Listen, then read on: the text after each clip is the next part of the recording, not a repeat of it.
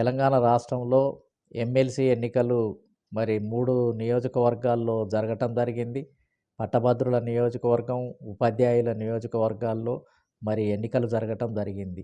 ఈ ఎన్నికలు ఒకటి స్పష్టంగా సూచిస్తున్నది ఏమిటి అనంటే, దీంట్లో అసలు చదువుకున్నటువంటి బడుగు బలహీన వర్గాలు, ఇతర ప్రజలు కూడా మరి ఏ విధంగా లొంగిపోతారు, డబ్బు, మద్యము లేదా అగ్రకులాల పలుకుబడి కింద అగ్రకులాల యొక్క నియంత్రణలో ఏ విధంగా ఇమిడిపోతారు అనేది మరొకసారి స్పష్టమైంది. ఇవన్నీ గతంలో ఉన్నప్పటికి కూడా ఈ మధ్యకాలంలో మరి పూలే, అంబేద్కర్, అదేవిధంగా కాన్షీరామ్ గార్ల యొక్క వాదం పెరిగి వేగంగా మార్పులొచ్చి మొత్తం ఏదైతే చదువుకున్న ఓటర్లు, పట్టభద్రులు, ఉపాధ్యాయులు, లెక్చరర్లు, యూనివర్సిటీ లెక్చరర్లలో ఏమైనా బలంగా మార్పు వస్తుందేమో అని అందరూ ఆశించడం జరిగింది. కానీ తీరా ఎన్నికలలో చూస్తే ఏమీ మార్పు కనిపించలేదు. మళ్ళీ పూర్వకాలం జరిగినట్టుగానే అదే మద్యము, అదే డబ్బులను డిమాండ్ చేయటం, అదే అగ్రకులాల కింద గులాములుగా ఉండి, వాళ్ళ నియంత్రణలో ఉండి, ఆ సంఘాలలో పనిచేస్తూ, ఆ సంఘాలు ఎవరికైతే ఓటు వేయమని చెప్పాయో వాటిని తూచా తప్పకుండా, అంటే చదువుకున్న వాళ్ళే, డిగ్రీ చదివిన వాళ్ళే, టీచర్లే అగ్రకులాల కింద తూచా తప్పకుండా పనిచేస్తూ వాళ్ళిచ్చే చిన్న చిన్న రాయితీలు, చిన్న చిన్న వాటికి ఏంటిది అనంటే ప్రలోభానికి గురవుతూ దాంట్లో పనిచేస్తున్నటువంటి పరిస్థితి ఇంకా స్పష్టంగా కనిపిస్తుంది.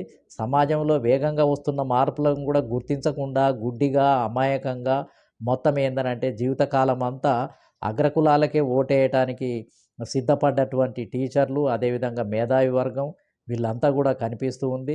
స్పష్టంగా ఏంటిది అనంటే మళ్ళీ ఎక్కువ స్థానాలను రెడ్డి సామాజిక వర్గాలే గెలుపొందినటువంటి పరిస్థితి మనకు స్పష్టంగా కనిపించింది. అంటే ఎస్సీలు, ఎస్టీలు, బీసీలు, బడుగు బలహీన వర్గాలు ఒకరికి ఒకరు ఓట్లేసుకునే పరిస్థితి కూడా ఉన్నట్టుగా కనిపించడం లేదు. ఏదో కొంతమంది 10% మంది ఆ విధంగా ఒకరికొకరు సోదరులుగా భావించి ఓట్లు వేసుకుంటున్నప్పటికీ మిగిలిన 90% బహుజనులు అసలు ఏ బీసీ కులానికి ఇంకొక బీసీ కులానికి సంబంధం లేదు. ఒక ఎస్సీ కులానికి ఇంకొక ఎస్సీ కులానికి సంబంధం లేదు. ఇంకొక ఎస్సీ కులాన్ని సోదరునిగా గుర్తించి ఓట్లేసే పరిస్థితి ఉన్నట్టుగా కనిపించడం లేదు.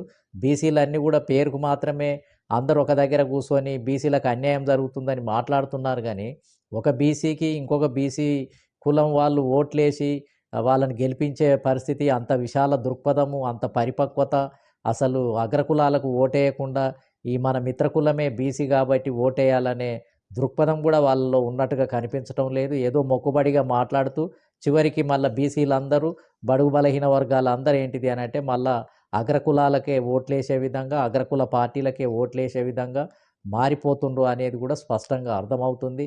ఈ బీసీలలో కూడా అసలు పరిపక్వత, చాలా మార్పు రావాల్సినటువంటి అవసరం ఉంది. బీసీలలో 3 శ్రేణులుగా ఉన్నాయి.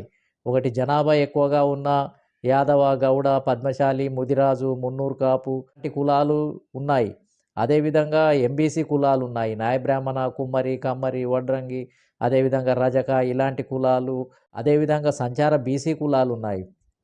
ఈ కులాలను కూడా మనం ప్రత్యేకంగా ఎన్నికలలో ఉన్నప్పుడు వాళ్ళకు కూడా న్యాయం జరిగే విధంగా, వాళ్ళ అభ్యర్థులు కూడా ఈ కులాల నుంచి కూడా అభ్యర్థులు గెలిచే విధంగా కూడా ఒక స్ట్రాటజీని, వ్యూహాన్ని రచించాల్సినటువంటి అవసరం ఉంది.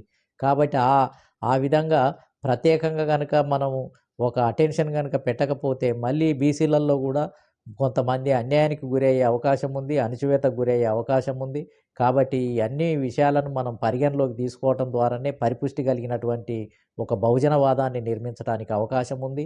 ముఖ్యంగా మిత్రుల మధ్యలో, సోదర కులాల మధ్యలో ఏదైతే పచ్చి వ్యతిరేకత కూడా కొంతమందిలో ఉంది. ఈ పచ్చి వ్యతిరేకత అనేది మరి అది బహుజన ఉద్యమానికి హానికరంగా మారుతుంది. దీన్ని అగ్రకులాలు చాలా చాకచక్యంగా ఉపయోగించుకొని మళ్ళీ మన బహుజన ఓట్లతోటే మళ్ళీ బహుజనులను ఓడించే ప్రక్రియ కూడా కొనసాగే అవకాశం ఉంది. కాబట్టి ఎమ్మెల్సీ ఎలక్షన్లలో మళ్ళీ మొత్తం ఏందనంటే ఈ రకమైనటువంటి లుకలుకలు అన్నీ కూడా కనిపించాయి.